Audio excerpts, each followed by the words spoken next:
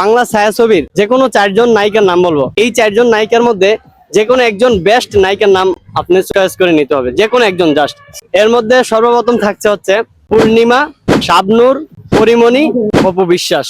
এই চারজনের মধ্যে আপনার কাছে বেস্ট নায়িকা মনে হয় কাকে? কেমন আছেন আপু? আলহামদুলিল্লাহ ভালো, আপনি ভালো আছেন? এই তো আলহামদুলিল্লাহ। পড়াশোনা করেন নাকি? হ্যাঁ, কোন class? First year. Inter first year. Same. अभी मजा आएगा ना भिड़ो। কোন বিভাগ? সায়েন্স। আসসালামু আলাইকুম।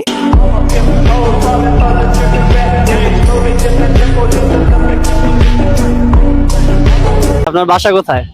আমার বাসা মতলব দক্ষিণে। এখন মূলত মেন টপিক সেটা হচ্ছে বাংলা ছায়াছবি দেখা হয়? কিছুটা, বাংলা ছায়াছবি আগে দেখতেন বা এখন দেখা হয়? মোটামুটি, তত দেখা হয় না।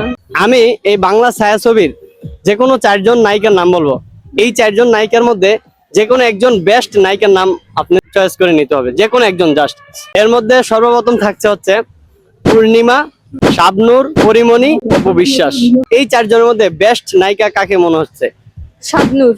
শাবনূরকে কেন মনে হচ্ছে আপনার দিক থেকে?